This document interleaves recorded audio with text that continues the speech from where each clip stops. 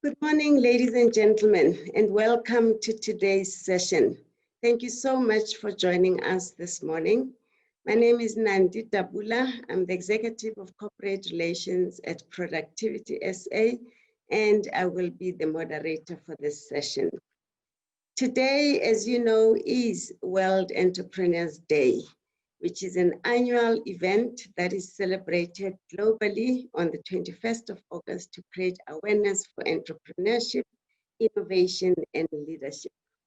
As we celebrate this World Entrepreneur Day, we are also putting a big spotlight on one of our programs, which is the Business Turnaround and Recovery Program.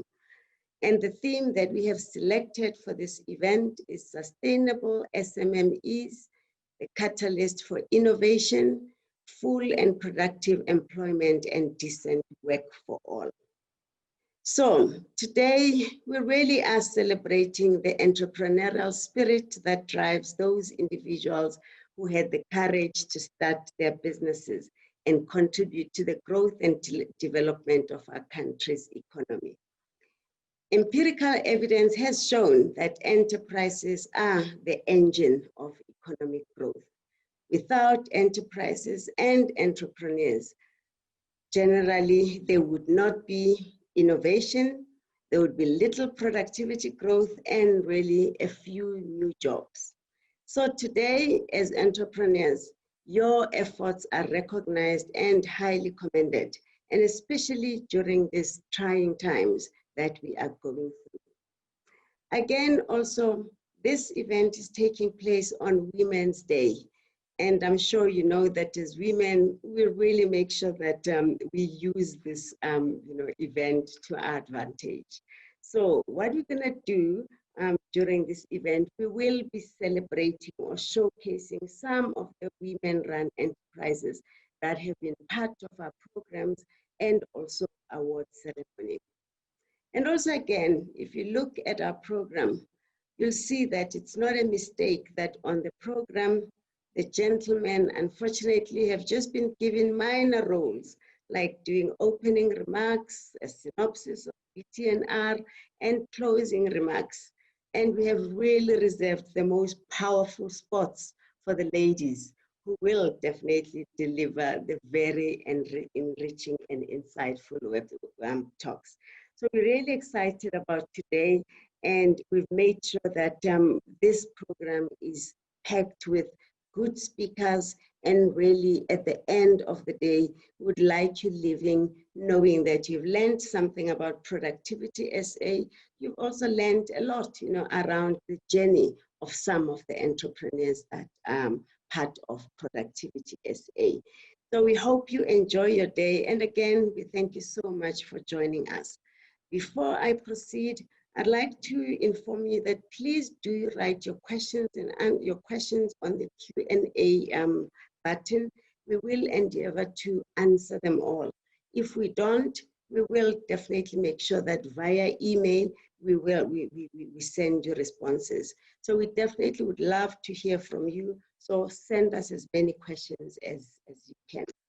So without any further waste of time, I really would like to introduce the chairperson of the Productivity SA, Professor Mthunzi Mdwaba, to do the opening remarks.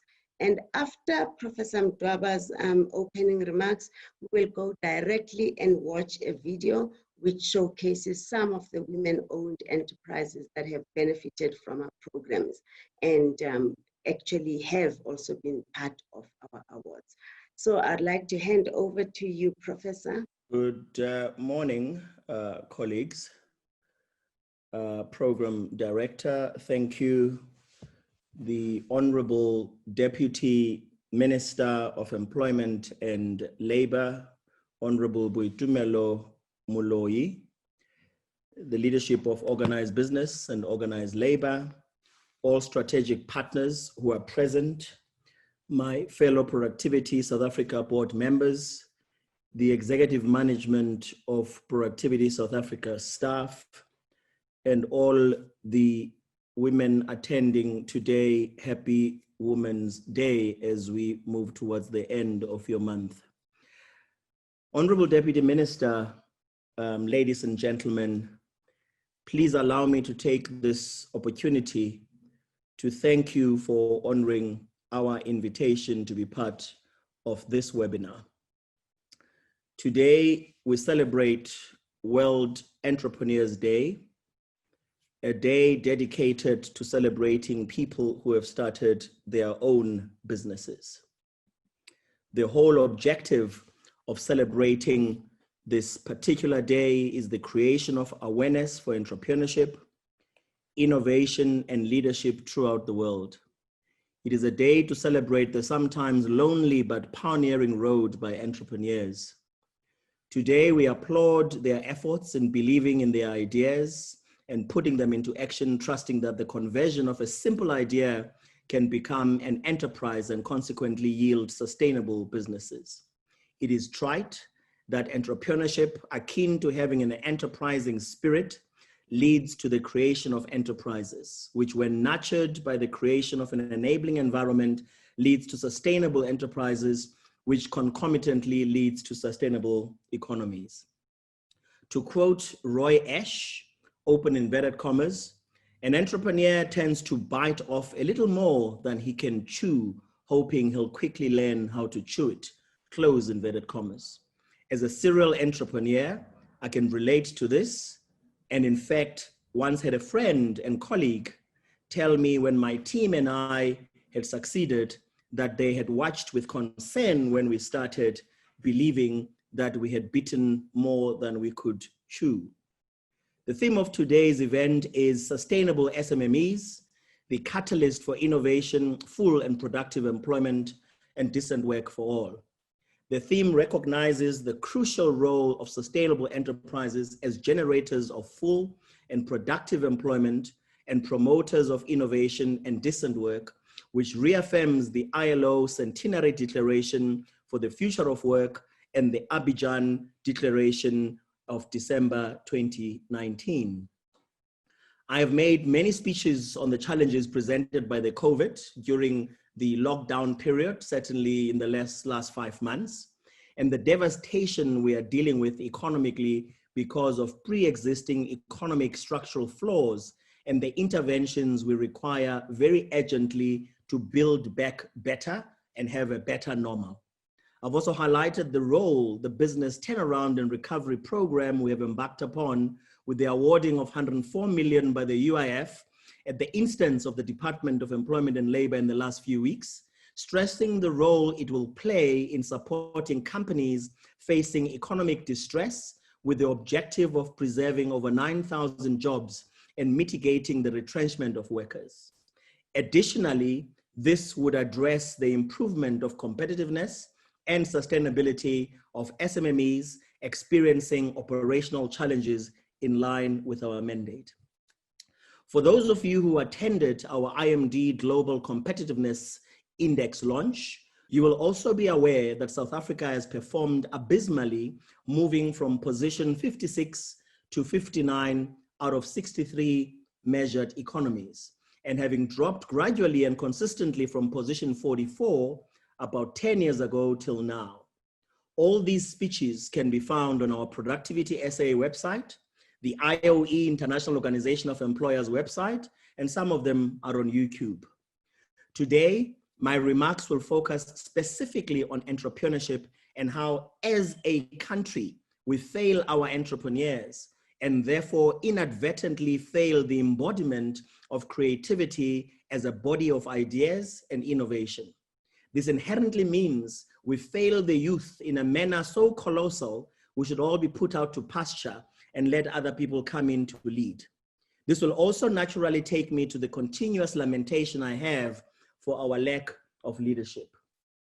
In 2008-2009, allow me to reflect just for a few seconds. Speaking at an ANC requested meeting at the Convention Center in Sandton, when I was the president of an organization called the CBBO, the Confederation of Black Business Organizations. This was in 2008-2009.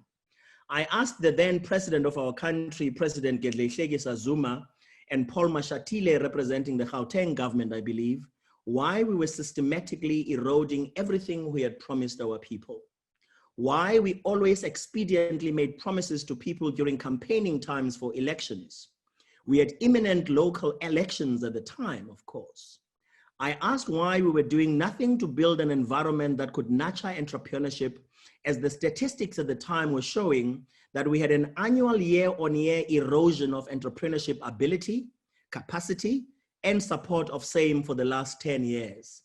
Sadly, the president at the time never understood what I meant, never understood this question, and went on and on talking about BEE, the scorecard, and enterprise development. The reason I mention this is because as an ANC member, raising this in an internal meeting of people who were meant to be constructive in building our country, I believed this to be the right platform, given that not all of us can go to the NEC of the ANC. I was instead accused of having publicly disrespected our president and became persona non grata. Fast forward to 2020, South Africa continues to be the one-eyed man amongst the blind in the continent and still leads in entrepreneurship, albeit on a very, very low and mediocre basis. Never before has there ever been a crying need for entrepreneurs who not only succeed, but who have the ability to positively impact and transform their communities. This cannot happen when entrepreneurs do not receive the support that will make this a reality. When you listen to State of the Nation addresses, one has to search real hard for the word entrepreneurship. Similarly, one has to search for the word productivity. The National Development Plan of our country has similar shortcomings. We've mentioned on numerous occasions as Productivity South Africa that you cannot talk of a country embracing productivity when the NDP that seeks to direct us as a nation does not address it. Before you think that this is just a South African problem, of course, let me quickly take you to the ILO, an organization I'm one of the political leaders for. Until the centenary celebration of 2019 and the consequent declaration, there had been no official mention of productivity in an instrument of the ILO. As the employers group, we deliberately and consciously set ourselves the following objectives under my leadership. 1, productivity would be central to the declaration if we were to succeed with driving economies that will create employment and not just pay lip service to ideological fetishes for the next 100 years of the ILO.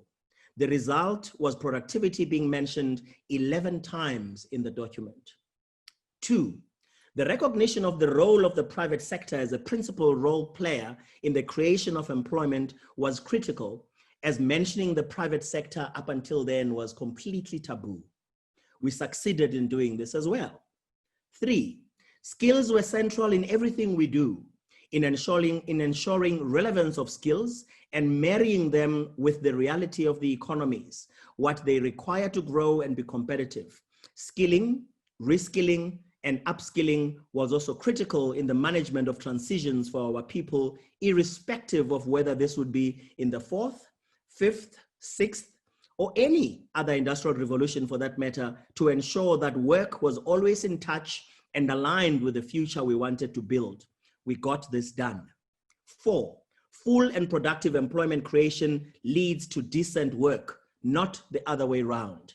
5, equal access to opportunities for all, those in rural villages, in informality, women, young people, physically challenged people, gay and lesbian people, all people, which is my addition, leads to impact and the realization of social justice. We had this integrated into the declaration as well. Now, South Africa is one of 187 member states of the ILO who, together with its social partners, were there and agreed to this. Most significantly, the current president of South Africa, the Honourable Cyril Ramaphosa, co-chaired the Global Commission on the Future of Work that I was a commissioner in as a member of the 28 collected and convened Diverse Global Brains Trust, the report of which served as one of the reference materials for the centenary discussion on the future of work that led the declaration. This, as an expert in the field and a world employer leader, was the last time I met my president. or any leader of business in the country, even though I am a South African business representative who's highly sought after everywhere else in the world. At least 30 countries a year invite me to participate in their conversations, not in South Africa. This is a discussion for a different day, but I hear it has something to do with me, for example, being called eccentric, similar to people being called other labels like clever blacks and everything else in the past. This being one of South Africa's main sporting events. Tackle the man, tackle the woman, never the ball, and never the truth. The question we must ask then is, why can we not just do things right? Why can we not just lead? Why can we not just implement?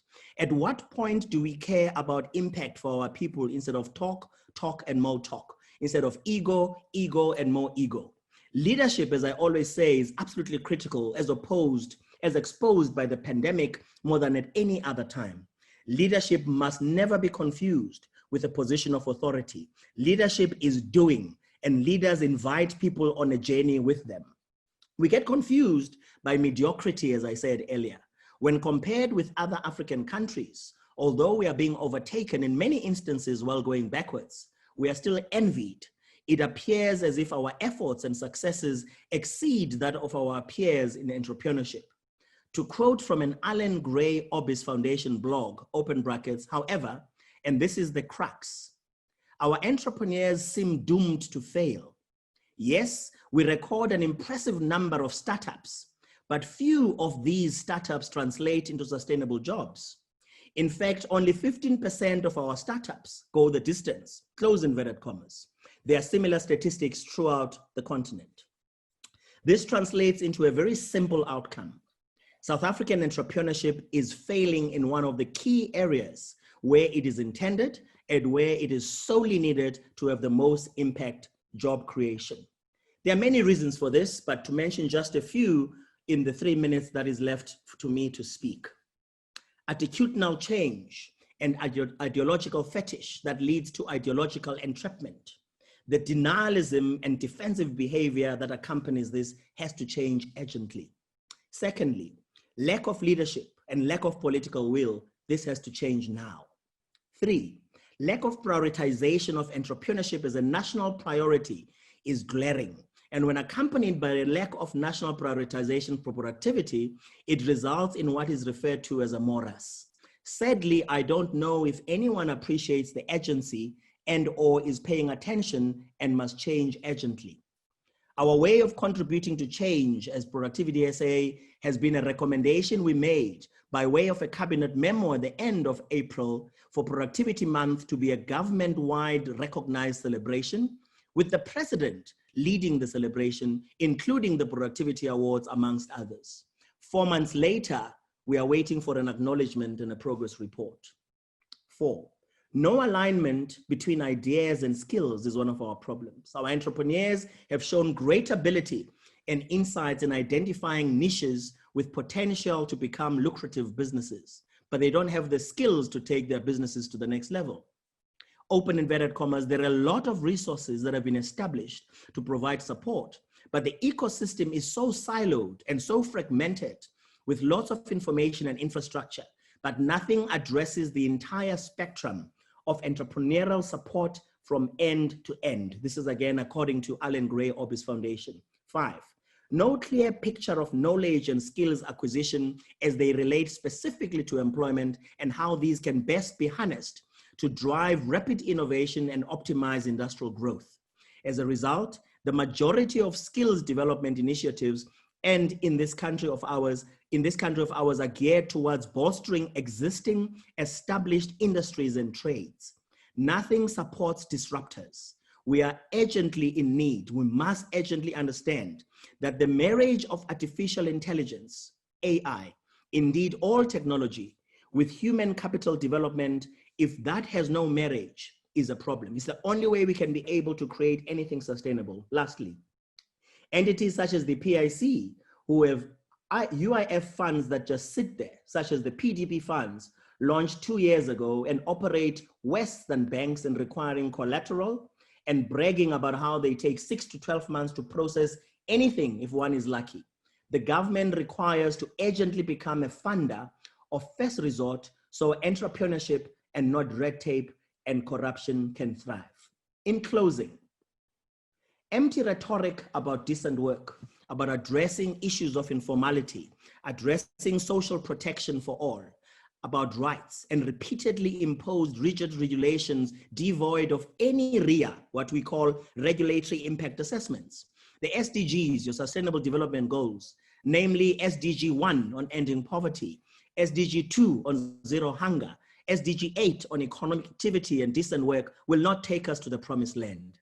What I have outlined above is absolutely critical. In my remarks, I thought it was critical to mention that if we want our fortunes to change and cater inclusively for all our people, and that the understanding we must have is that without entrepreneurship, there is no enterprise. No enterprise means no SMME. No SMME means no sustainability. And this in turn means no work. It is sadly this reality that we face unless we act boldly, differently, urgently, and go big or face imminent disaster. The alternative, of course, is that similarly to the likes of Clive Calder, who started CCP Records in the olden days, in which Rebecca Malope and Brenda Fassie, among others, came to be known, and who left the country to be one of the wealthiest music executives in the world, based in the UK. And Elon Musk, who is one of the wealthiest in the world, going beyond building cars, they're now playing space, based in the US. Entrepreneurs must leave South Africa for their dreams to be realized, as the world seems to embrace our entrepreneurs and leaders better than we do. Madam Program Director, thank you very much.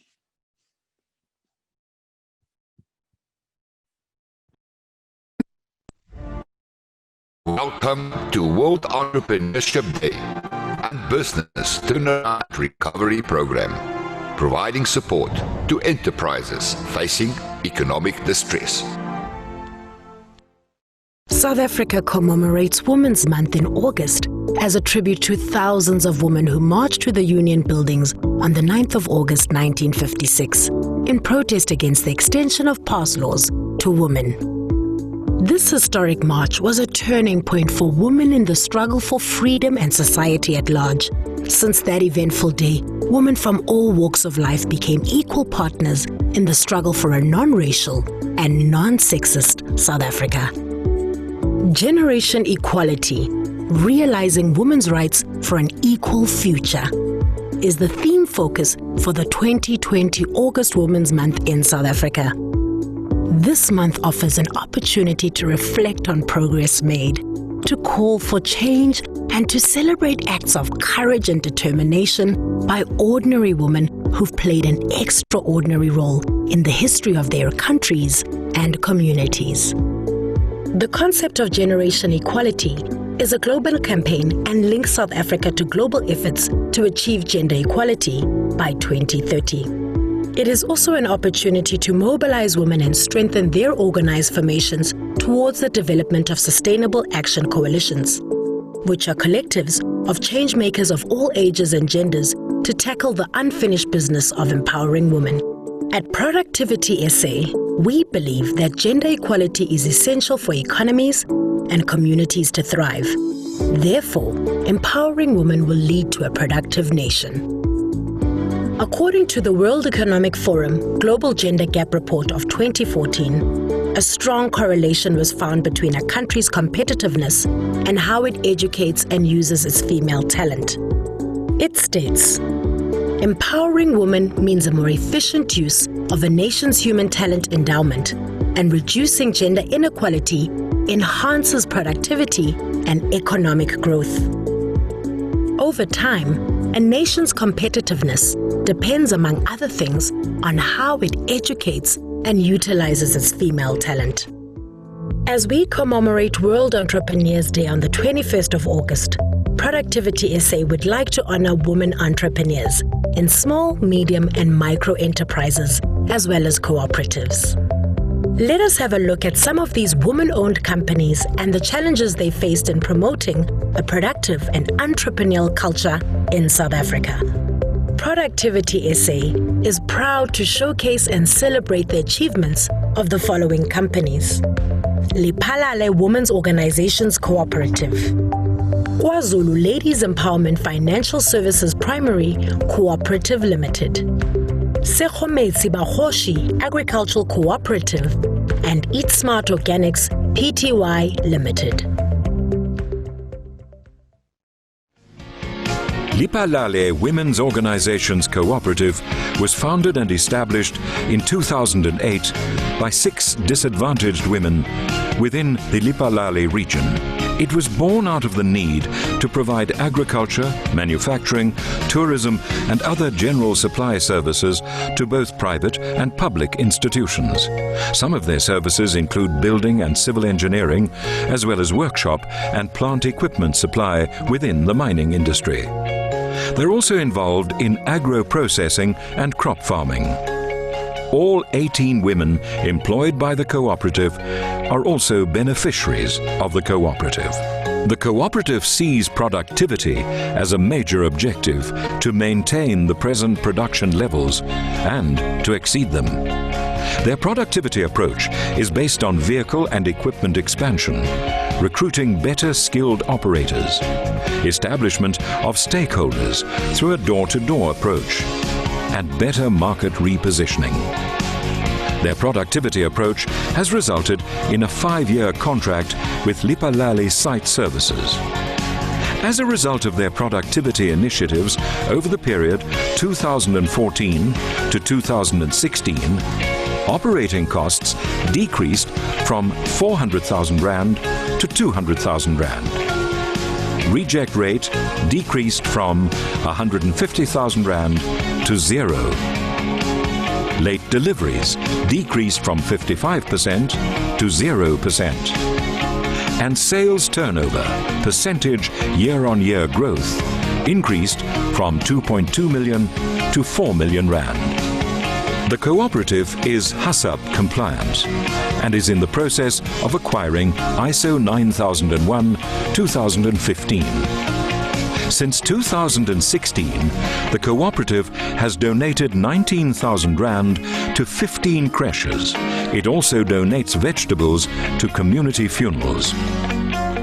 Lipalale Women's Organizations Cooperative are living up to their vision to assist communities in providing a satisfied service and quality work at affordable prices, creating job opportunities within their community to alleviate poverty. KwaZulu Ladies Empowerment Financial Services Primary Cooperative Limited is situated in Durban, KwaZulu-Natal, and started in 2007 as a saving club with the primary objective to empower women in business and to alleviate poverty. In 2009, the cooperative was registered as a financial cooperative with 159 members, complying with the Cooperative Banks Development Agency. K-Ladies Cooperative is also accredited as a credit provider under the National Credit Act No. 34 of 2005. The cooperative has been able to make an impact on informal businesses and established businesses, as well as individuals who couldn't access finance from traditional financial institutions. They currently offer loans ranging from 500 Rand to 500,000 Rand at an affordable rate. The cooperative has developed a successful business model and has been self-sustained for the past 9 years, with assets to the amount of 5.8 million Rand and deposits of 4.9 million Rand. Their productivity approach is based on the following SMART objectives: to be financially self-sufficient, solvent and sustainable, to improve speed of service by 40%, to reduce paper footprints by 30%, to improve morale of cooperative members and staff by 30%, and to ensure compliance to their statutory bodies, thus ensuring quality. As a result of their productivity initiatives over the financial period 2016 to 2018, their membership improved from 1,700 members to 2,300 members, an improvement of 33%. Service delivery speed improved from 25 minutes to 10 minutes, an improvement of 60%. Paper footprint reduced from 95% to 20%, an improvement of 79%. And compliance improved from 75% to 95%, an improvement of 26%. KwaZulu Ladies Empowerment Financial Services Primary Cooperative Limited shows that greater gender equality boosts economic growth and leads to better development outcomes, thereby supporting economic resilience. Sekhumetsi Bahoshi Agricultural Cooperative is an agricultural cooperative that was established in 2009 and is situated in Winterveld, northwest of Pretoria in Gauteng. The cooperative is made up of 5 members and runs various agricultural projects like livestock, crops and egg production on their 30 hectares of land. Their main clients are wholesalers like SH Supermarket and EnviroSwitch. The cooperative currently has 8 layer houses with a total holding capacity of around 66,000 chickens. The cooperative decided that proper training is needed to increase their production growth, market share, quality of production, service and skills levels. They attended Productivity SA's Business Ethics Workshop, Business Performance Improvement Workshop and Basic Finance Workshop. As a result of their productivity strategy over the period 2017 to 2019, egg production increased from 7,000 eggs a day to 32,000 eggs per day. Quality of production, branding and service increased from 70% to 90%. Poultry houses increased from 6 to 8 poultry houses. Number of employees increased from 12 to 14. And sales turnover percentage year-on-year growth increased from 1.4 million rand to 1.8 million rand. Social upliftment initiatives included donating vegetables and chickens to creches, schools and churches within their local community. And as part of their water and energy footprint, they make use of a borehole and solar electricity. Sekhumetsi Bahoshi Agricultural Cooperative are striving to live up to their mission to provide employment to the youth and disabled within their community. Eat Smart Organics Pty Limited in Montague Gardens, Cape Town in the Western Cape Province was established in 2008 and is a 100% woman-owned company. They specialize in the preparation and packaging of superior convenience foods aimed at the retail, corporate and catering sectors.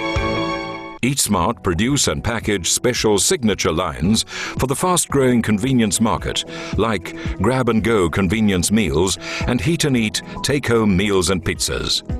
Some of their clientele include Checkers, Caltex Fresh Stop 24-hour garage stores, and Pick n Pay. Eat Smart's productivity approach is based on their strategy of superior quality at a great price, delivered the same day. In addition, they ventured on a business expansion strategy that embraces expansion of both their product range and national sales footprint. The quality standards of the manufacturing facility are closely monitored, recorded and continuously improved through the management of the HACCP food safety system. Productivity South Africa's Turnaround Solution Program was implemented in 2013 to assist the company to significantly improve their systems and processes, which resulted in improved productivity as their volumes increased. Eat Smart is currently on a Pick n Pay enterprise development program which provides access to local markets, skills transfer and capacity building. As a result of their productivity initiatives over the period 2015 to 2016, the total staff complement increased by 41%. Profitability increased by 16.5%. Total income to total expenditure ratio increased by 13.4%. Sales increased by 48.5%. and total productivity increased by 27%. The company, during the winter months, hosts a soup kitchen in previously disadvantaged communities. They've adopted the Heritage Foundation and donate a total of 4.5% of their net profit annually. Eat Smart Organics Pty Limited is a proudly South African company that has identified a business strategy with a basic yet robust approach to productivity, allowing them to grow their business in a highly competitive industry. Thank you very much, ladies and gentlemen. I hope you have thoroughly enjoyed that video. I think from our side, we're very proud to see the benefits derived from some of the programs that we run as Productivity SA. We would like to thank Prof. Mdaba again for that daring, robust, and seriously hard-hitting speech and opening remarks. Please note that we will make sure that all the speeches are available after the event, so we will send them via email through to all the attendees. So before we even take more time, you have seen on the video that some of the businesses have used our programs, as in particularly the Business Turnaround and Recovery Program. So I'd like to call upon the executive of the Recovery Program, Business Turnaround and Recovery Program, Mr. Justice Chifularo, to just give us an overview or synopsis of the program so that entrepreneurs who are here can really see what the program is about and how it can assist them during this time. It's over to you, Mr. Chifularo. Thank you, Program Director. Honourable Deputy Minister of Department of Employment and Labour, Boitumelo Moloi, Chairperson of Productivity SA Board, Professor Mthunzi Mdaba, CEO of Productivity SA, Mr. Muthunya Muthiva, productivity activists from NEDLAC constituencies, productivity ambassadors from the Pan-African Productivity Associations, our learned friends from the academia, strategic international partners, entrepreneurs and aspiring entrepreneurs, good morning. The 21st of August 2010 was a monumental day when the world stopped to celebrate the innovation and leadership of entrepreneurs. It was a great relief on my side because I've been worried that up to that point, we have been celebrating every Tom, Dick, and Harry, but forgetting to celebrate the women, the young people, and the men who were responsible to keep Tom, Dick, and Harry alive through the production of food, ensuring that Tom, Dick, and Harry can dress to kill and be noticed. It is the same entrepreneurs who ensure that Tom, Dick, and Harry move from point A to B via road networks, on water, and on air. The list is endless. In my mind, there was never a doubt that entrepreneurs are more worthy of celebrating than Tom, Dick, and Harry. It is refreshing that the world has been celebrating this monumental day for over a decade, and we are still counting.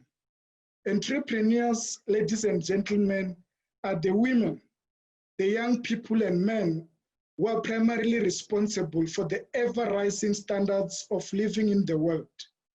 Without entrepreneurs, there will be no economy to speak of. There will be no decent jobs, let alone any job for that matter. Without the entrepreneurs, we will still be living in caves, relying on wild berries, wild veggies, and wild animals for food. Maybe by now, all these healthy foods options would have been extinct. It is through the innovations and leadership of entrepreneurs that we are spoiled of choice from a multitude of goods and services to meet our daily needs and wants. To be an entrepreneur is a lonely journey because you see what other people cannot see. You are usually mistaken for a dreamer, but you are much more than a dreamer because you wake up and work hard and smart to translate their dream into reality. Your loneliness ends today by making Productivity South Africa your friend. There's no better friend for the entrepreneur in South Africa than Productivity SA.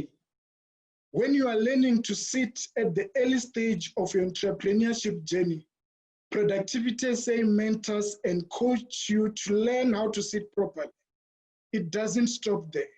It helps you to crawl, stand, walk, and eventually run to the level when you are in a position to compete for gold at the Olympics of businesses.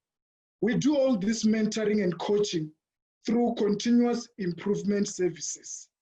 Continuous improvement services is always on standby to ensure that all the necessary basic business fundamentals are in place to ensure that your business is anchored on a solid foundation. Once the basics are in place, Productivity SA is ready to facilitate your journey from good to great, ushering you to a level you can export your world-class products and services to the entire globe. Ladies and gentlemen, today, most entrepreneurs find themselves in an extremely difficult position during this period of the COVID-19 pandemic, which has resulted in lockdowns of various forms taking place throughout the world, slowing the turning wheels of the global economy and even threatening to stop them from turning. It is sad but true that this situation has led to many jobs getting lost globally, and many businesses were forced to close. The South African Reserve Bank is projecting that our economy will contract by 7.2% in 2020. The South African Revenue Services has forecasted that we'll miss our revenue target by 350 billion rands. This means that we are going to experience drastic declines in pay-as-you-earn and value-added tax. The implications of the reduction of these two critical revenue streams means that our unemployment rate that was already in an undesirable level is destined to deteriorate even further in the short term. It is for this reason that we must celebrate the resilient entrepreneurs that are keeping the fire burning during these dark times, but they too need assistance. They say when days are dark, friends are few. I've had enough dark days in my life, and sometimes even the so-called few friends are nowhere to be found. But Productivity SA is a friend indeed. When your enterprise starts showing signs of frailty, Productivity SA is there to nurse your venture back to good health. Productivity SA will ensure that proper diagnosis of your business is conducted. We'll leave no stone unturned. Once we are convinced of the sickness of your business, the right procedures will be conducted and the right medication subscribed to get your enterprise back to good health. If it requires that your business have to be quarantined, we will do so. If it requires that social distancing have to be maintained with your creditors, we will go out of our way to ensure that it happens, to sanitize your relationship with your creditors. We will, however, warn that you need to keep close proximity with your customers because you cannot afford social distancing with them. All this is done through the Business Turnaround and Recovery Program, which is fully funded for qualifying businesses by the Unemployment Insurance Fund. The Business Turnaround and Recovery Program will ensure that experts in business turnaround and recovery assist your business to turn around and recover over a period of 9 months. They will help your business in developing the turnaround strategy and facilitate its successful implementation. As we are busy with this important task, we will ensure that internal productive capacity is enhanced and that early warning system is developed to assist you to navigate future storms on your own. A turnaround and recovery process involves setting strategy. It involves building a quality management team, acquiring new business, establishing sound capital structure, implementing processes, and nurturing resources. Distressed company leadership is about value preservation. It is about recovery. It's about communicating with multiple stakeholders. It's about rebuilding. It's about saving jobs and leading in adversity. Managing turnarounds requires clear thinking, quick action, and a plan. The process for turning around troubled companies is easy to understand and challenging to implement. Business turnaround and recovery will strengthen the long-term sustainability of your enterprise. It will improve your productivity and propel your business to higher profitability level. It will result in effective communication between employees and management. Above all, it will reduce the risk of job losses and business closure. Successful business turnaround and recovery interventions will ensure sustainability of the unemployment insurance fund. It will go a long way in ensuring that South African revenue services targets are met. Ladies and gentlemen, productivity is everyone's business. Productivity SA does all this for small and medium enterprises to ensure that we promote employment growth and productivity, thereby contribute to South Africa's socio-economic development and competitiveness. It is our passion to lead and inspire a productive and competitive South Africa. It is through improvement of productivity that we will achieve inclusive growth. We need not to leave anyone behind. We need all the hands on the deck. Those of you interested in getting business turnaround and recovery services should get in touch with us on the following email address: turnaround@productivitysa.co.za. I repeat, turnaround@productivitysa.co.za. Once we have received your request, we'll proceed to guide you through the application process and deliver services to your enterprise that will set you apart from the rest. We look forward to enrolling you into the productivity movement. Productivity is an entrepreneur's friend indeed, for we are there in your time of need. Happy World Entrepreneurs Day. Thank you, Program Director. Thank you so much, Justice, for that passionate articulation of the benefits of Productivity SA, but also the benefits of the business turnaround and recovery program. Also, honestly, the passion that you presented this with, it really is the epitome of what Productivity SA is about, which is inspiring a competitive South Africa. And also, I think you have really articulated it, really professionally and apt when you said your loneliness ends here and now. And again, you wouldn't have said it much better than this. When days are dark, friends are few, and Productivity SA is your friend in need and your friend indeed. I think that was really spot on and really nicely delivered. And I think after this, we will be getting a lot of calls, for people who want to be our friends. And we will be open, for business. And we are looking forward to really making a huge, difference in the lives of SMMEs in South Africa. So thank you so much, Justice. I think we really appreciate the time you've taken to give such a great background. Now we are moving on to the next session. And when I started, I actually said this is a ladies' session. So now I'm bringing in that Women's Month. As women, we don't want to let Women's Month just go like that. So this is the session where we really would like to profile some of the powerful women who are in our midst today. So So I will call upon one lady who is really a friend of Productivity SA. Her name is Rahma Solomon. Rahma is the founder of a company called Vortex Design Solutions, which is a company that offers a wide basket of interior design and property solutions. And her company really goes the extra mile to make sure that your project goes from concept to completion with no difficulties, just with ease, and really just making sure that you get the service you deserve. Rahma is a international speaker. She has spoken in a number of platforms internationally where she speaks on entrepreneurship.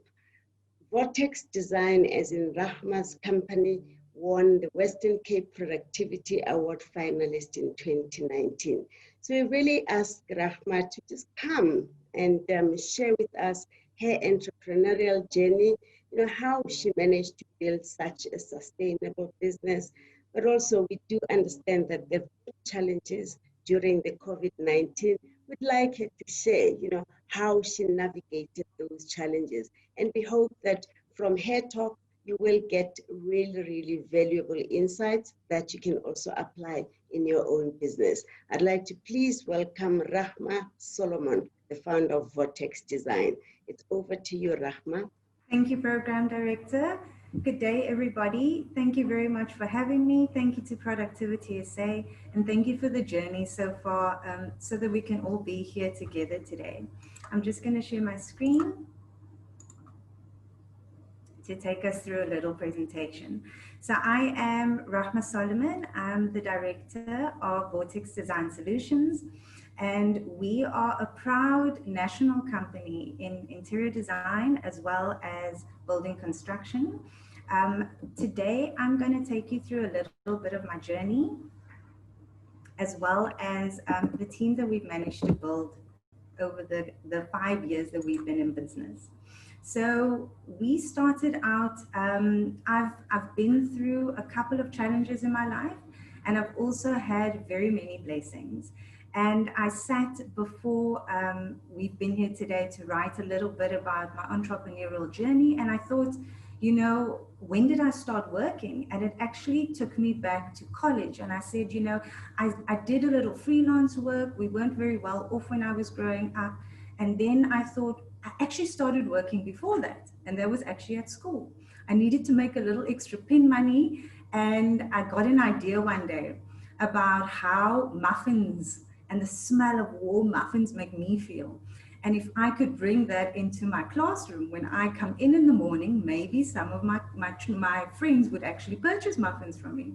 So I got hold of a packet of muffin mix, and I thought, okay, let me try this. And I brought it in one day. I handed out a couple of muffins, and I figured, you know, let me see if people would actually buy this. And the plan worked. And little by little it grew, and my classroom started buying from me every day. And then people from next door started coming, and children from different, you know, levels started coming, and the muffin business started growing. And then I started selling all different types, cappuccino muffins, blueberry muffins, you name it. And the business started growing into a credit system and supplying every week, and every morning before class, the teacher would have to chase people out of the classroom because we were selling so many muffins. And I thought I was going to be rich and famous. But what I didn't bank on was my suppliers of the actual materials and goods to make the muffins.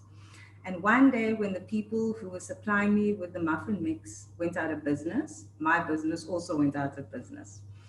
And then I had to look for what was my next, you know, action plan. So I got to college, studied interior design, started freelance work to make some money on the side, and that started going very well. And as I got through college, I decided, okay, I needed to be employed, and I wanted to be the best of the best. So I looked at the big companies, you know, what we call the big five in interior design, and I had to work at one of them. So I started out at the big companies. I learned how they did things. They all had very big departments. They employed people in different departments so that there was a design section, there was a sourcing section, there was a project management section, and everybody was very structured. Everybody had everything together, and everybody knew where the work was flowing and people were coming and going. And I worked there for a while, but then I decided, okay, we needed to check out what small companies were doing. Maybe they did things differently. And they were very client focused. They were always with the client. They were always on site. They were always very agile and able to be flexible and move very quickly to do things differently as clients requested. And I thought about this and I thought, you know, sometimes there were challenges and pros and cons with working very structured and rigid, and there are pros and cons with working very flexible and always being ready to assist the client.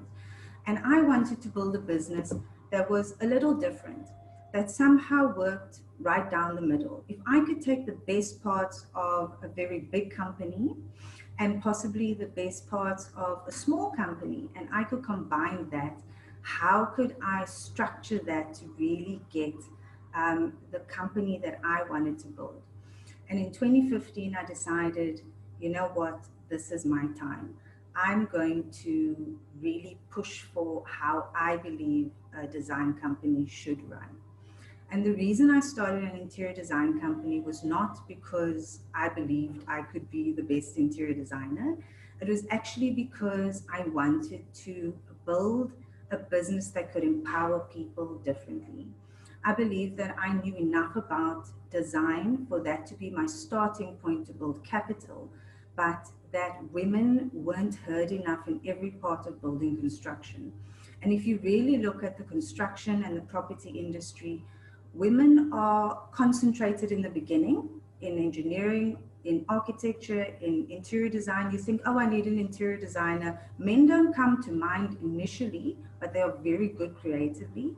And if you think of women on a building site, you're like, okay, there's a cleaner right at the end. But in the middle, you don't picture a woman pulling your electrical cables or a woman painting the wall, but they are highly capable of doing those jobs. And I thought, you know, what if we could get someone who takes the care and attention when they're cleaning your site in all the nooks and crannies to take the care and attention in pulling your electrical cables? Wouldn't it be a wonderful world if we all work together? So I set out and I said, right, you know, if we could just very carefully ease everybody in together and start molding a new world where people in building construction started learning and teaching each other, wouldn't it be a wonderful thing? So I set out on my mission to start trying to teach people to rather learn, how do you do it? How do you do it? And could we do it better if we thought differently and saw it from each other's perspectives? So that's actually my mission still in life, to rather teach people to communicate differently and see things from each other's perspectives, and then be great together in the construction industry. So we set out and we started this company, and we've been building this as we went through, working on each other's strengths.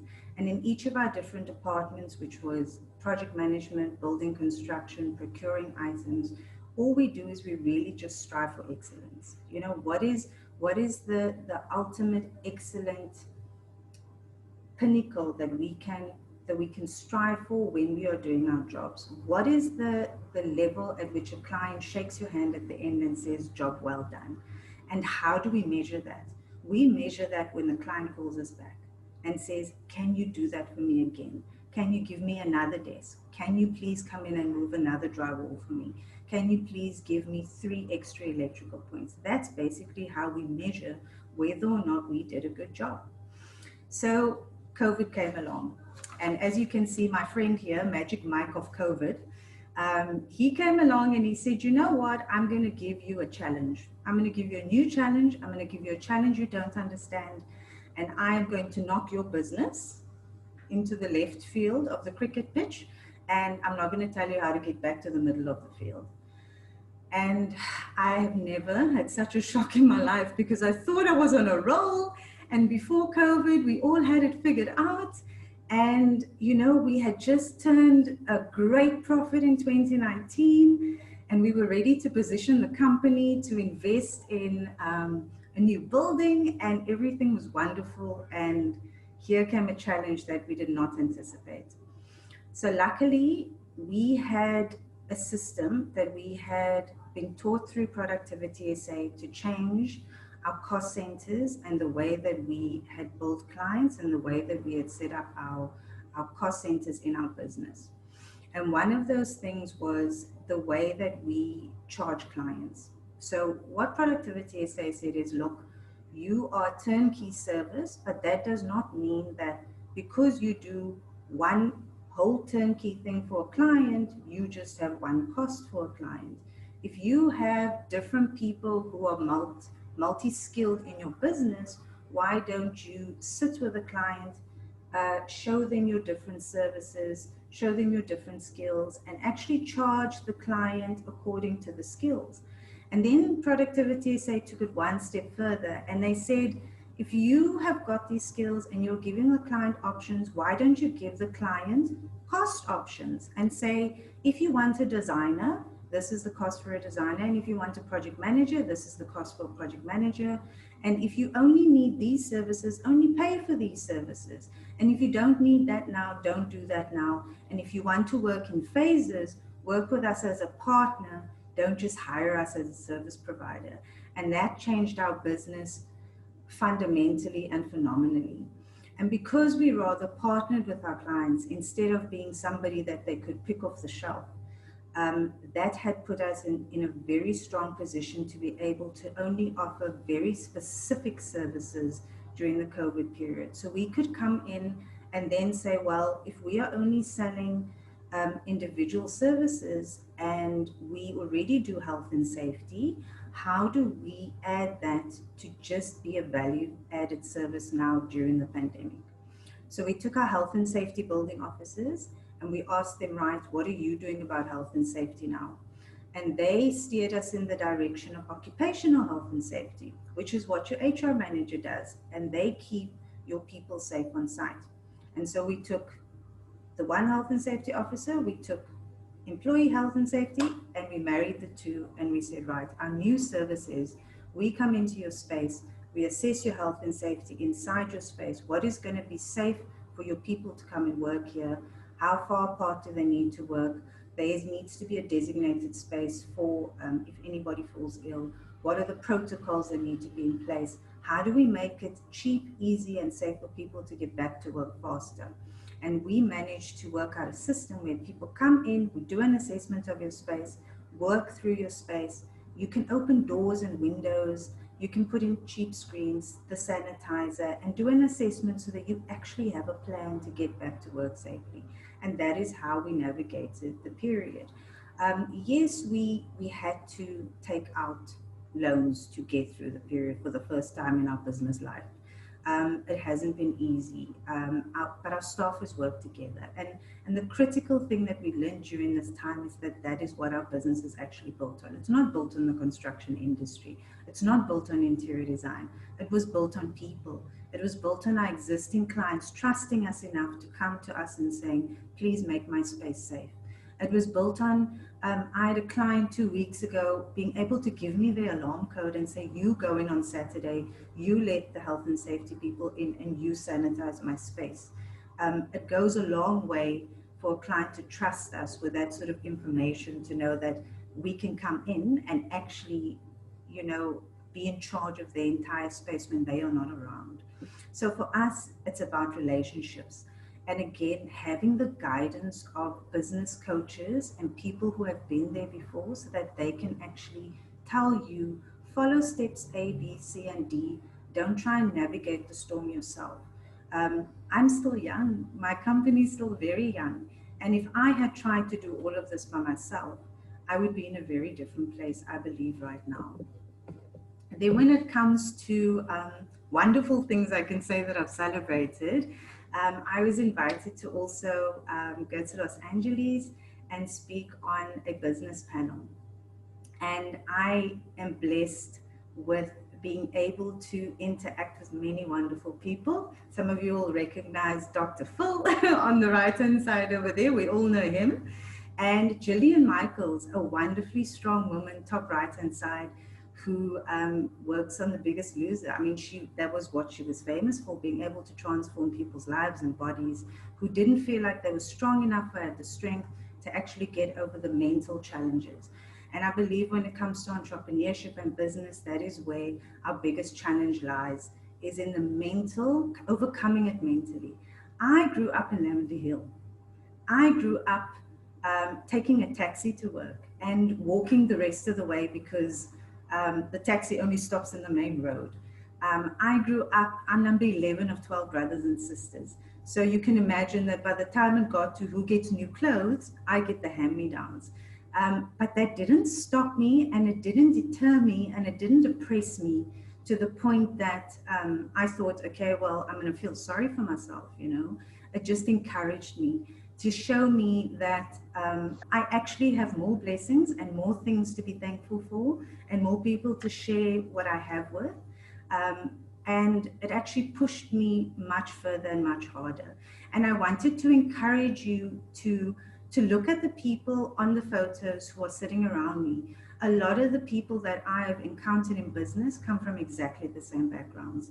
The things that push them are because they didn't have a lot, because they had to just push themselves, they had to be disciplined, they had to wake up every day. And it's when you sit and you see that it's just me and my maker, it's just me, myself, and I, that nobody else is going to do it for you. You have to set your sights on a goal. You have to look at who you have around you, and you have to find people like Productivity SA who are going to assist you with it. And they are there. They are right in front of you, and they're here with us today. So you don't have to do it alone. And then in closing, I just want to show you where we've come from. So we started out as a little commercial business. In 2019, we managed to acquire another design company so that we can open our retail arm. So now we can do any business in a commercial building. Now we can do any retail store in any shopping mall. We've branched out into the residential market during the COVID period. And this is just a little video to show you the beautiful clients that we've managed to work with to date.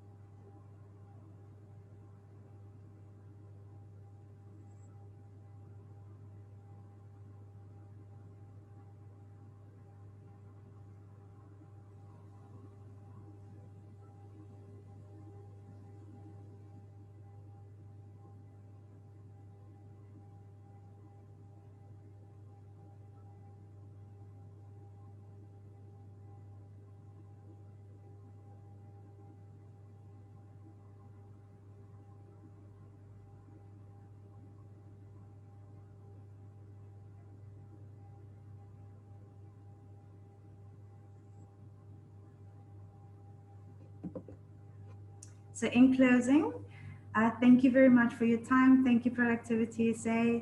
To everybody who thinks out there that there's a struggle, that they can't get through this, that you're on your last, you know, you might be standing there on a peg leg with an eye patch. Keep forging forward. Every step in the right direction, even if it's 1% and 1 degree every day, you can do it. We are all in this together. The pandemic is challenging. It's knocked all of us. And yeah, the only way is forward, and the future is a big, wonderful place. The economy will turn. It has in the past if we look at history.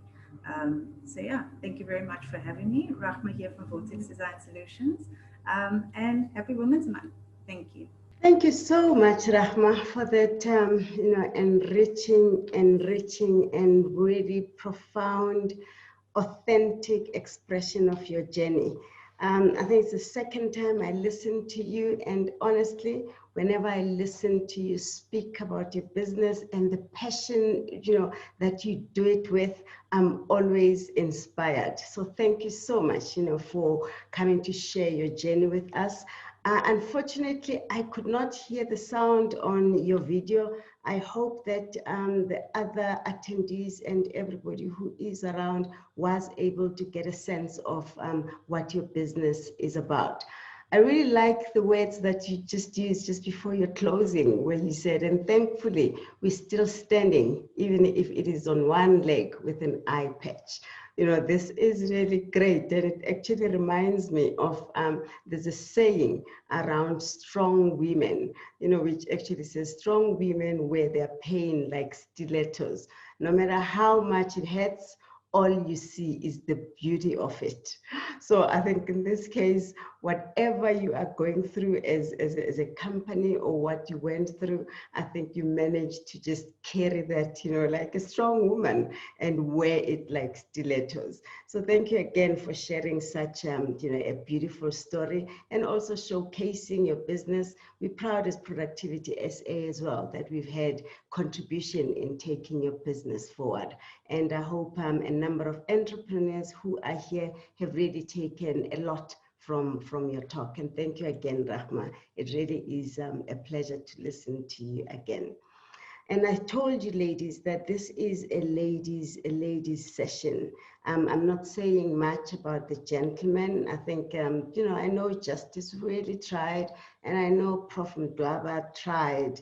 But guys, you know, we're still going to have two other powerful women, you know, who are going to deliver really, really great insights. So guys, it's not your month, but it is Women's Month. And watinta bafazi, watinti mbogodo. Without any further waste of time, I really would like to welcome Ms. Joyce Sibeko, a very passionate entrepreneur, a very passionate lecturer of entrepreneurship, but also a lady that Productivity SA has had, you know, a very long-term relationship with.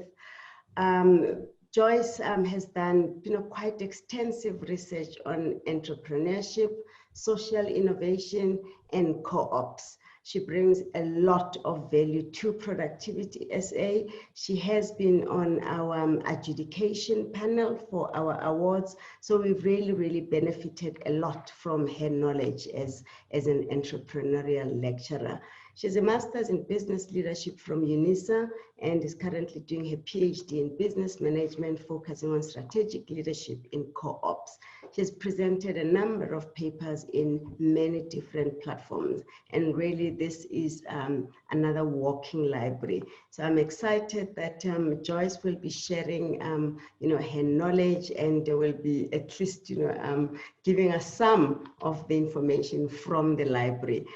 She will give us a talk with a topic around learning and innovation. How does the education system facilitate entrepreneurial innovation and business sustainability and meeting the demands of the future economy? So it's over to you, Joyce, and the platform is yours. Thank you. Thank you very much, Program Director, and I'm honored that the Honourable Minister, as a Deputy Honourable Minister, will be joining us later. And I would just say all protocol observed, because I have so much to share. I wouldn't want to waste a minute of my time. My focus really is about learning and innovation. How does education system facilitate entrepreneurial innovation and business sustainability? And meeting the demands of the future. If you see, I am pausing from time to time because I really need people to hear this and let it sink in. We have a new way of life through COVID-19, and it means we will be learning new things. It's not business as usual. It's unprecedented times which call for unprecedented actions. In this presentation, I just want to take you through a summary of what the higher education institutions of learning are doing, but not neglecting the basic education system, because we inherit students who are not ready sometimes to be at higher education learning of institutions, because of the kind of education that we have received in the past. But everything now is being fast-tracked, and we are forced to rethink our future. We are forced to reimagine the future So there's just so many things that needs to be take place for us to be at par with what is happening around the world. But before I even go into basic education system, I just want to also, in the back of your minds, share these statistics. When we started a program on entrepreneurship in schools, we realized that only 7% of our grade 12 graduates are usually able to find employment. And due to COVID-19, we are going to experience close to 50% unemployment. And our receiver of revenue governor has indicated to us that we will be finding ourselves having to start with zero-based budget. I just want to put that in the back of your mind. So probably in a year or two, we will be on Moja Love, on I Blew It, the 500 billion. What happened to the 500 billion? So because I'm focusing on learning, I just want to share what the institutions have been doing and what, if you're an institution like University of Johannesburg, you don't work in silos, but you try to partner with people who are interested in actually assisting you. So the good news with the University of Johannesburg is that we partnered with Trace, yes, Trace TV network channels, where we wanted to come up with solutions on how we can beef up the system on the ground, especially the basic education. So the video that I'm going to share now, it's the bold step that we are trying to embark on so that we can actually reach out to the disadvantaged young children in the rural areas, young children who are unable to access the virtual space through your ordinary means. So this project is actually aimed at that. So I'll just let you watch this short video so you can get the gist of what. At Trace, we care about our fans. We listen to them. We engage with them. We succeed with them. Today, in Africa, hundreds of millions of our fans and other youth do not have access to education and jobs that resonate with their drive and passion. They cannot afford private schools or courses that provide the knowledge they need. They cannot engage with traditional e-learning. They cannot transform their skills into sustainable careers. So, we asked our fans what to do, and the answer was unanimously clear. Our fans want access to the right education that will help them find or create their dream job. We heard the needs and we agreed, so we worked hard to find a solution. A solution that can work not just for a few, but for tens of millions. We had to apply a limitless and disruptive thinking approach. We had to change the structure and put into action a brand new system. Welcome to the most ambitious and bold project launched by Trace. Welcome to Trace Academy. Trace Academy is a new generation online learning platform. Trace Academy is the most cost-effective educational solution created for smart vocational training. Trace Academy is a gateway to assess and improve your skills and professional potential. Trace Academy has unique features to avoid dropouts. Trace Academy is a provider of courses that educate while having a fun and cool experience. Trace Academy is adapted to its various audiences from a local perspective. Trace Academy is designed for the realities of emerging markets. Trace Academy is at the center of a powerful ecosystem that will help youth find their dream job. Trace Academy. Join us to unlock their future. Now, learning is changing. We all agree, and we need certain skills for us to be at par with the new job opportunities that are online, jobs that are now providing us the opportunity to be employed in the comfort of our own homes. This is part of the innovation, but we were not ready for it. So I just thought, let me also share this framework for 21st century learning, where we actually have to come up with ways and means on how we serve this new market now that is brought upon us by COVID-19. At the University of Johannesburg, we've always emphasized the importance of the fourth industrial revolution. And we also try to introduce our students to artificial intelligence, although a lot of people feel that that platform is going to take away a lot of jobs. But unfortunately, if you consider the situation that we are in now, we are finding ourselves in the space where we have to actually adjust in whatever that we are doing. So you find that our young people now have to have certain life skills that they are not accustomed to, because now they have to talk to people online. In the past 4 months, we've been lecturing online. Our students had to learn how to use their WhatsApp proficiently now for the benefits of learning, because the majority of them cannot afford to have a laptop. So their cell phone is the only source of learning. I must say, I've been surprised at how a lot of these students have been able to adjust. You can imagine when you get a first year under normal circumstances, they don't even have an email address. They've never seen a computer before. So now you actually tap into that platform of the students that you already have available in your class to become peer tutors online. So learning now is beyond the classroom. And now you are learning through looking at other people's behavior, and you are learning to change even your own behavior. You are learning to be, and you are learning to do something. You need the skill immediately. So let me just share this another video. Let me just pause a little bit there.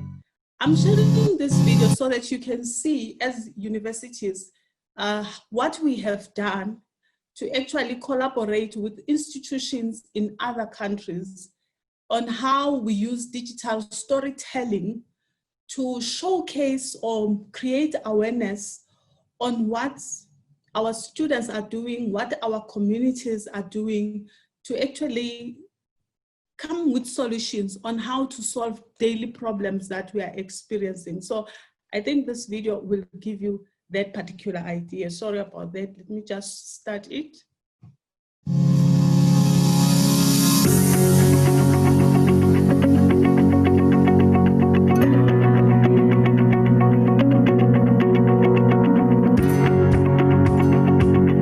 Around the world, individuals and communities face similar problems related to their health, well-being, housing, education, and the environment. Whilst the problems they face may be similar, in some places, severity may be greater. Whatever they face, people are remarkably creative and resilient and often find their own solution to their problems. And these often go unrecorded, invisible to the wider world. Glasgow Caledonian University, or GCU, is the University for the Common Good. Now this means we teach, do research, and transfer our knowledge to businesses and across the public sector, like every other university. But at GCU, we do more. We harness all of the intellectual, social, and emotional capital across the university community to deliver social benefit and impact in a small number of key areas. As part of our Common Good mission, we are now launching an innovative digital platform to identify, showcase, and evaluate global and local community activities that are already solving important problems. The platform will allow current change makers to share their stories with others, including academics around the world, and connect them to one another. So let's tell you about GCU's new idea. It's called Common Good First, and over several months in 2015, GCU has partnered with the University of Johannesburg in South Africa to undertake a proof of concept for the idea. During this time, we settled on a theme of youth and education and focused on individuals within communities across Johannesburg and Glasgow who had found innovative ways to solve problems in their community.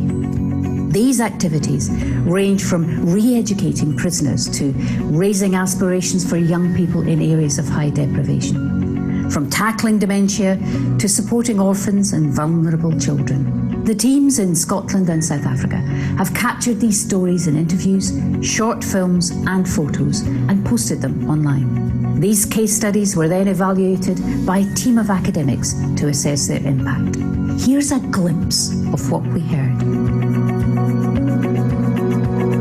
I'm Robbie, I'm the founder of Lingo Flamingo, and we are making a difference by empowering older adults through the knowledge of foreign languages. I am Boitumelo Moloi, co-founder of Nick Muffins. We are making a difference by baking and selling muffins and cupcakes, supporting high school girls from Soweto through our tutoring, mentorship and lifestyle lessons program. Hi, I'm Michaela from Peak, Possibilities for Each and Every Kid. We're a community organisation in the East End of Glasgow and we transform lives. I know firsthand the project Peak and what the change that it can make. I wouldn't be where I am today if it wasn't for Peak and all the opportunities that they have given me. My name is Colin Kumalo, founder of Fearful Life organization in South Africa. We're making a difference by integrating ex-offenders into the community, working with the high schools where gangsterism is prevalent and ensuring that we wipe out gangsterism. Our academic colleagues were impressed with the range of the projects selected for the pilot and are keen that they can be used further for research, for learning and teaching, and for student engagement. We are now actively looking for partners to help us take common good first to the next level, to create a platform to showcase our partners in the community and expand our reach globally.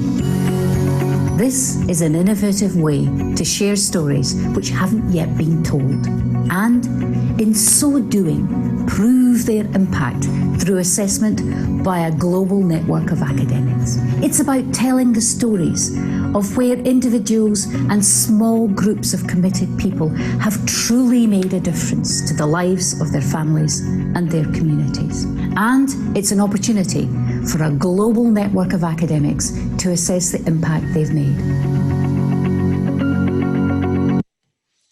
Okay, I just wanted to also just share, most of my students started online learning and they've realized the impact of online because you marry your online learning to your LinkedIn profile and it makes it easy for you to find a job.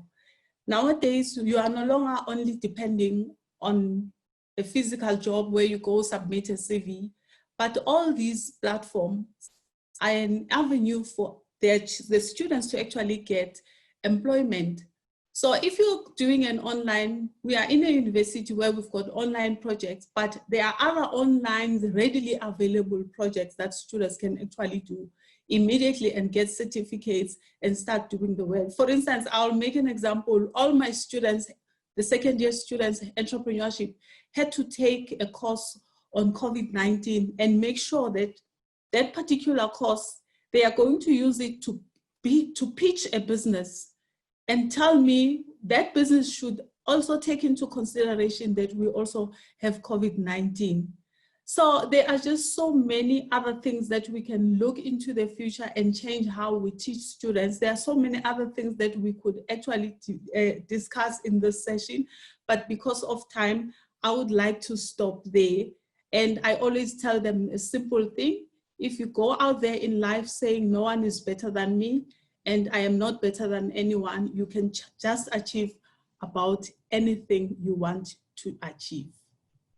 So I would like to stop there with my presentation. Thank you very much for this opportunity to the Productivity SA and all the organizers as well. Thank you, Nandi. Over to you. Thank you so much, Joyce. I think it was quite nice looking at those videos and what you have just shared. And the reality is that I think 4IR, took us all, by surprise. We knew it was coming and voila, it was here. So it's not only your students who struggled with it, also even us as mothers, you know, of kids in primary school or in high school, had to find ourselves having to, you know, navigate this online learning. It's been great. It has really fast-tracked, you know, South Africa's 4IR stance. And thank you again for sharing that. And we hope that as we grow as a country, we will actually also grow within that technological space. Thanks again for sharing those insights with us and for those beautiful videos that you have shared. Thank you. We are more or less moving towards the end of our program, or towards the end of the program. And I really would like to welcome our guest speaker today. And I'm really, really always thankful that, you know, the Deputy Minister finds time to come and join us for events. This mother of 4, 2 girls and 2 boys, is really a servant of the people, a very humble woman of prayer, a lover of humanity. She's one person that appreciates the little things in life, soulful and generous. This is the person that doesn't know how a salary of being a public servant looks like, because all her life as a public servant, almost all her years now in public service, she has been sharing her salary with most of the disenfranchised society. Ever smiling, beautiful inside and out, this is a blessed woman who always wants to see this country progress. She's very, very passionate about entrepreneurship. She's passionate about anything that would make South Africa better.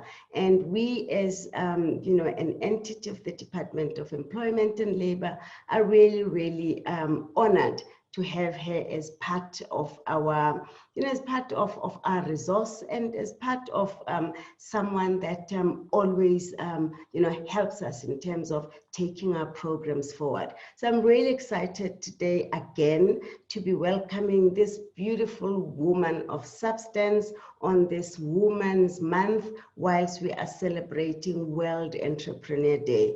And ladies and gentlemen, please help me to welcome the Deputy Minister of Employment and Labor, Ms. Boitumelo Moloi.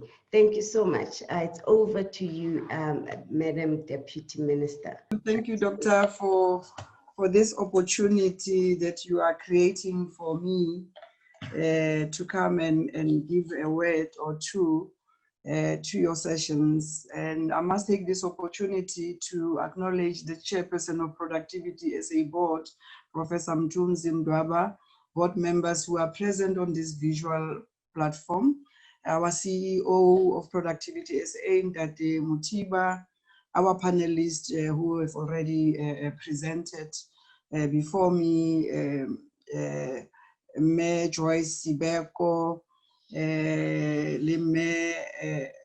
Rahma Solomon, the entity management stakeholders who are present on this visual platform, members of the media, if there are any, ladies and gentlemen, Dumelang. I'm sure we are all aware, ladies and gentlemen, that 2020 Women's Month is celebrated under the theme Generation Equality, Realizing Women's Rights for an Equal Future.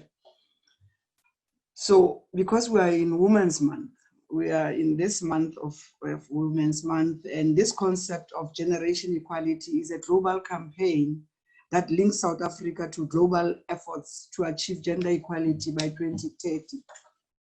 So I'm told, Dr. Dabula, that the theme for this event is sustainable SMMEs as the catalyst for innovation, full and productive employment, and decent work for all.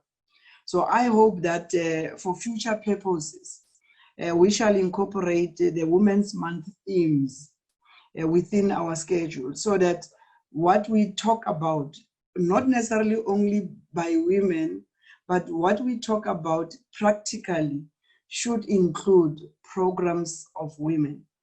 So I take it that we are in sync, and I think because the issue and the emancipation of women is not necessarily the responsibility of women alone. So we need to begin to go back and begin to internalize that. But I must also say, ladies and gentlemen, that this is a very progressive initiative, and I must also mention my passion for entrepreneurship development. As much as I'm not an entrepreneur, but I'm passionate, I'm supportive of those innovations and those young people, especially actually my passion is where, if we can, Productivity SA must also look and focus into the entrepreneurship development for young people, and especially looking into women, because now we are talking Women's Month. But there might be young people there who are women who wants to, I just saw on the video now that there are young people there who are entrepreneurs. That's where it starts from. So we need to elevate them at some point. And I know for a fact that our CEO, Ntate Mutiba, and the Prof understands my passion, because early days when I came into the department itself, I had an engagement with the CEO, Ntate Mutiba, about my passion and how can they come in as a Productivity SA. So we had several exchanges for some time that we still need to follow through, but aligned to the ILO Centenary Declaration for the Future of Work, which was in 2019, and the Abidjan Declaration, which was also held in 2019. This theme recognizes the crucial role of sustainable enterprises as generators of full and productive employment and promoters of innovation and decent work. I'm also excited, ladies and gentlemen, to see that the theme also highlights further the role business turnaround and recovery will play in supporting companies facing economic distress, with the objective of preserving almost over 9,000 jobs and mitigating the retrenchment of workers. I'm assured by the capable men and women at Productivity SA that today's event enhances business turnaround and recovery programs' objective, and the implementation of the turnaround strategies aimed at improving the competitiveness and sustainability of SMMEs experiencing operational challenges. It is also through platforms such as this one that entrepreneurs are afforded an opportunity to reflect and share business practices and principles, highlight the value of entrepreneurship, and find ways of understanding the role of innovation within society, and provide the know-how to younger generations and to the public. And this is commendable, Chairperson, effort indeed, and we hope it goes beyond just a theme, a concept, and a theory.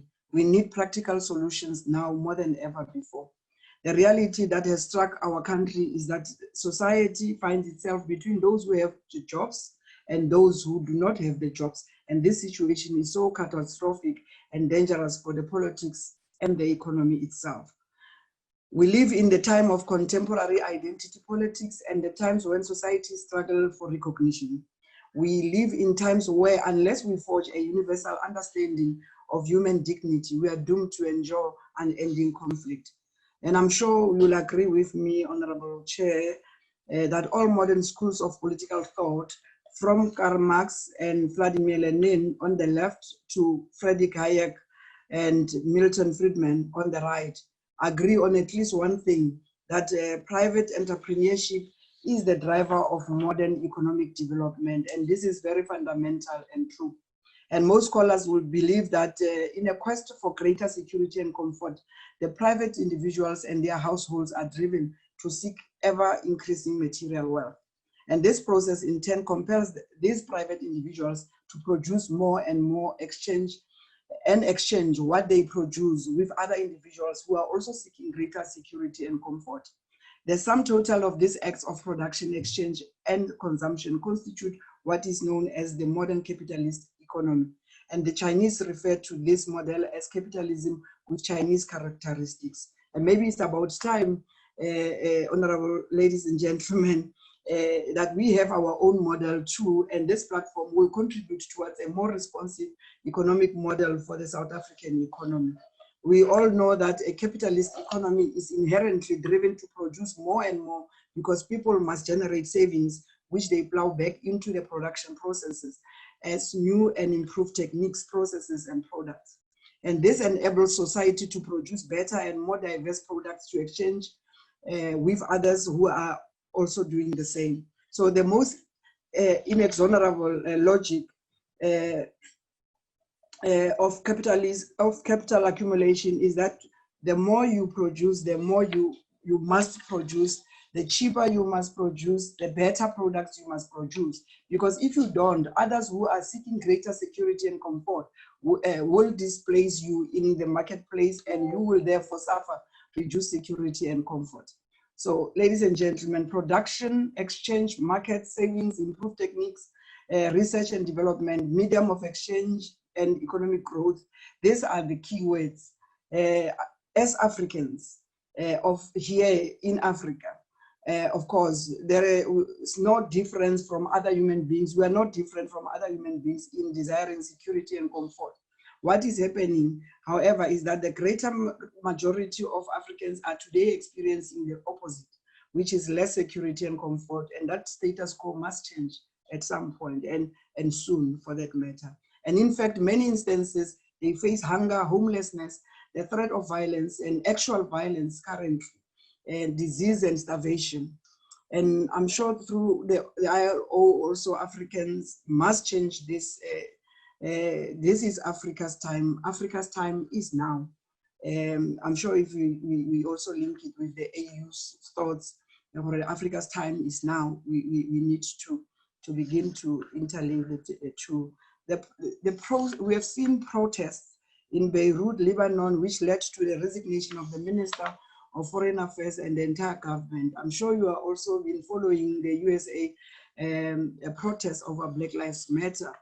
The Venezuela protests over the bread prices leading to the resignation of the Prime Minister and the calling for more to resign. The Zimbabwe protest, Mali, recent turmoil that you might have experienced or seen in Mali of the coup by a 25-year-old, and all of these protests catalog unhappiness and lack of confidence in the political system. I'm trying to illustrate this because these are signs of these are signs of confrontations between the civil society led by the non-governmental organizations against the establishment itself. So we see this same manifestation in our country, supported by the NGO movement and some political parties purporting that the executive must be dissolved. We see some manifestation purporting that we should delay the local government elections, and yet there is a popular narrative that the government is incapable of managing the COVID-19 resources. So some of these narratives are malicious and tired, but to some degree South Africa is not necessarily immune from what is happening in America, Lebanon, Mali, and Zimbabwe, including other parts of the world. Unfortunately, in situations characterized by disbelief, the state must intervene, and we all know that not all efforts will be perfect, but the state must take action. It is the responsibility of the state to intervene, and what all other parties should be doing instead is to enhance the state capacity and partner with government and give advice for that matter. Our government is listening, and it does listen, and it takes counsel from most of the time. We are a listening government. I'm sure you are all aware of that by now. We must also understand that government primary focus is on the poor and vulnerable communities, and it follows that with our history of inequality as a country, that the poorest communities will bear the pandemic brand, and this is where our plans should be directed to the most. Chairperson, I'm reminded of the words by the famous author, a woman for that matter, Brené Brown, when she says, and I quote, "The fear of vulnerability and all that comes with taking off the armor, the fear of being judged or misunderstood, of making mistake, of being wrong and experiencing shame is a universal phenomenon," close quote. So very often credit goes to the person whose faith is marred by dust, sweat, and blood, who strives violently and who errs, who comes short again and again, who at best knows in the end the triumph of high achievement, and who at the worst fails while daring greatly. So she goes further and says credit goes to the person in the arena, and the greatest arena in the world overrun with fear, criticism, and cynicism is vulnerability. She defines integrity in her book, Dare to Lead, as choosing courage over comfort, choosing what's right over what's fun, fast, or easy. And she says integrity is practicing your values, not just processing them. So according to Brené Brown, once we are in an emotional lockdown, we can't really hear or process anything that is being said because we've been hijacked by the limbic system and we are in an emotional survival mode.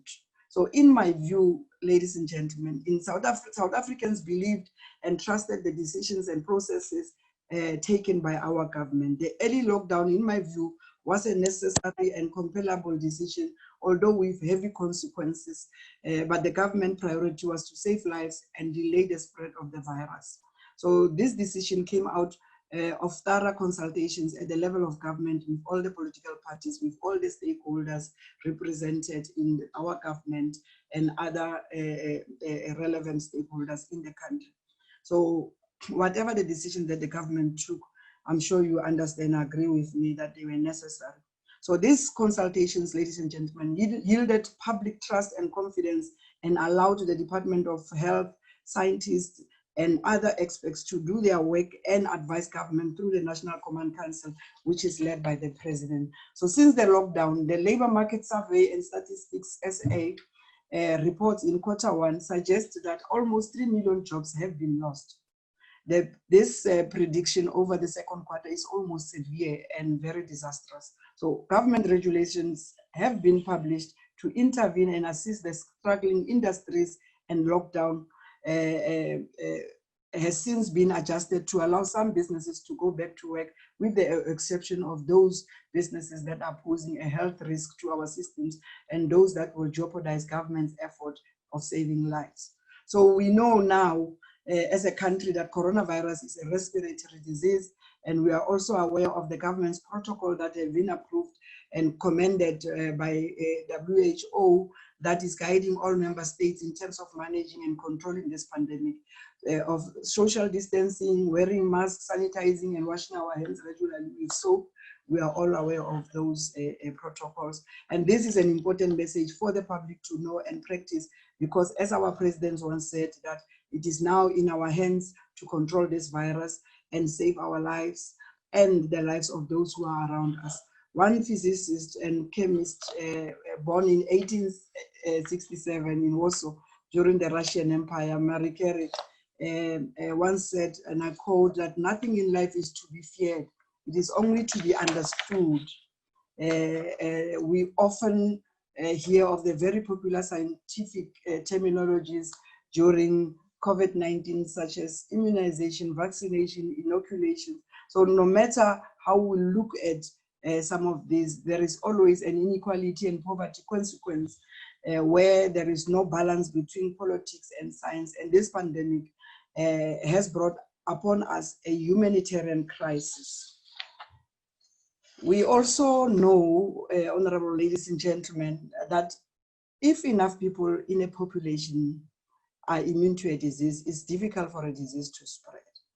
So I don't even want to get involved in these issues of immunization and whether it's correct or politically correct or wrong. But we rely on the current studies and trials and hope that one day when the vaccine is found in for South Africans, that the vaccine and hopefully will be made in Africa or South Africa in particular. Until the vaccine is found, we know that this disease is among us and it will live with us for days, months, if probably not for many years to come.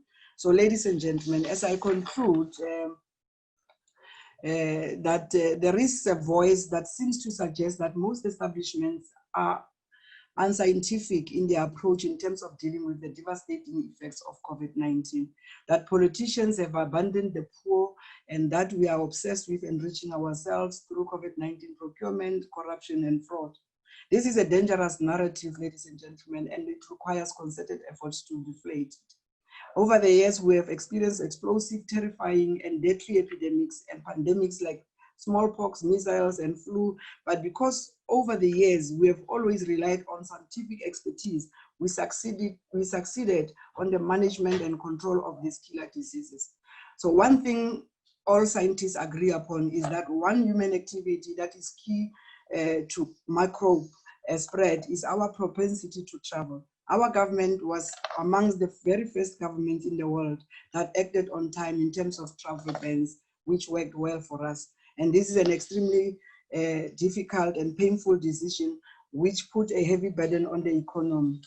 Companies were forced to shut down, people lost their jobs, lost their earnings, and the government regulations towards intervening in this situation stretched government resources. We see protests all over the world of people asking the most fundamental question: how are they expected to feed their families during lockdown? And this is a very difficult question to answer in a country whose economy pre-lockdown faced a sharp decline, high unemployment rate, and ratings downgrades. So we are also coerced to find a balance between politics and science, something the most established economies and the old democracies such as the USA are currently battling to maintain. One thing is certain though, no one was prepared for this pandemic. We have overlooked the healthcare system, and these are the devastating effects that we are facing right now. So this requires a radical policy shift with speed of implementation and no rhetoric. In the words of one of the world's outstanding futurists, Alvin Toffler, the secret message communicated to most young people today by the society around them is that they are not needed. So that is that the society will run itself quite nicely until they, at some distant point in the future, will take over the reign. Yet the fact is that the society is not running itself nicely. For society to attempt to solve its desperate problems without the full participation of the young people is imbecile. So Chairperson, I wish you well in all your ILO endeavors. I'm aware of the current African agenda in the ILO, and I also say this is Africa's time, and Africa's time is now. Ladies and gentlemen, once again, thank you for inviting me, and I wish you all a productive day. Thank you so much for your audience. Thank you very much, Deputy Minister, again for gracing us with your presence, for your hard work in always making South Africa a better place. We are always humbled when your office says, yes, we'll make sure that the Deputy Minister is available. And we look forward to many more engagements with you and many more insights from you. Again, you do a lot for South Africa, and you may think that whatever you do is just a drop in an ocean. But again, an ocean would not be completely full without that drop. So we really, really recognize the work that you do, and we appreciate that we are also part of it. So I'd like to sort of move towards closure and ask the CEO of Productivity SA, Mr. Mutunye Mutiba, to do some closing remarks. Over to you, Mr. Mutunye. Program Director, Dabula, the Chairperson of the Board of Productivity SA, and board members present in this virtual sitting, the Deputy Minister of Employment and Labour, Moloi, the leadership of Productivity SA, the fellow panelists, ladies and gentlemen, good day. Today, as I was sitting here and listening to very thought-provoking insights by the panelists, I got to the conclusion that the 1956 Women's March was not a failure.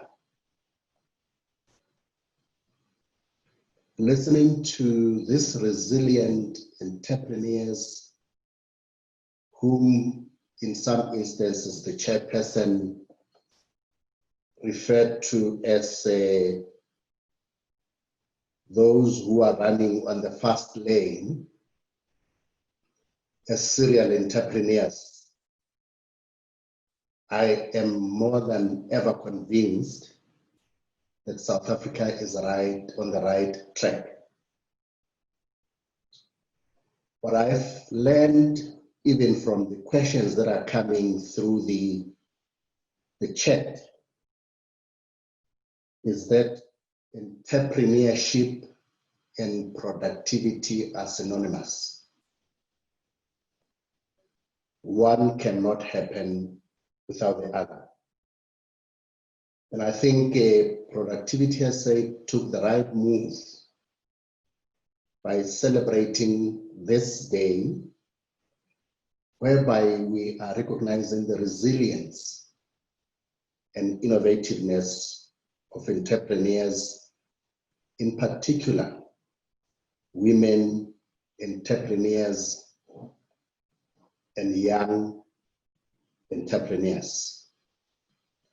We know that the COVID-19 pandemic has affected entrepreneurs more than any other person,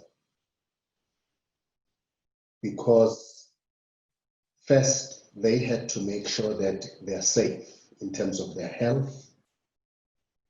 Secondly, they had to ensure the safety of their workers. And thirdly, they had to look after the health of their enterprises, so that when we emerge out of this crisis, they can still continue playing their critical role of delivering jobs and creating value for citizens in the various enterprises that they are. One other thing that I learned today is that as South Africans, we got to learn to do the right things right. And that's a summary of productivity. Doing the right things right. And as we do these things, we should continuously improve if we are to meet the challenges of the new economy and what we are hearing today as a new normal. And one of the questions came, it cannot be that entrepreneurs are able to do what they can do best if they don't act collectively. But I think one message that came up very strong, if we're talking about the new normal, the new capitalist economy, the future of work, is that government should act as a funder of first resort. And in doing so, the funding should be linked to productivity outcomes. In particular, if we are to create an environment conducive for entrepreneurship and sustainable enterprises. It is during these times whereby we are emerging out of a very difficult situation that all of us should begin to realize that if we are not productive as a country, we are to perish. We will not be in a position to explore competitive markets, including those in Africa, in terms of the opening up of the African economies. It is in this context that I would really want to take this opportunity and thank Professor Mdwaba, the chairperson of the board, for having shared with us what we should expect tomorrow. in terms of the future of work, which is continuously changing. I also want to take this opportunity and thank Rahmat Solomon for sharing her life story. And in that story, you can see that it is not where you come from that dictates your future, but it is about positioning yourself and networking with the right people in order to be in a position to do the right things the right way. Thank you to Ms. Joyce Sibeko, an entrepreneur and a lecturer in entrepreneurship. You have shared with us that this new normal can be beaten if we embrace innovation and technology. And I think the messages that you were sending about the young people who are doing various things out there, it's a message to other young people that your future is in your hands. Ndate Chifularo, the executive manager for Business Turnaround and Recovery, you're right. The future of entrepreneurs lies in being friends with Productivity SA. If we want to turn our fortunes. Deputy Minister, one cannot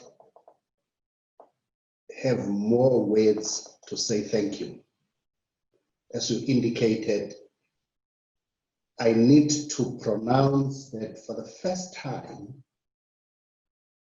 in the history of this entity, and perhaps in my being here since 2016, where a political head of the department would open up an opportunity to listen to what Productivity South Africa does and give us marching orders,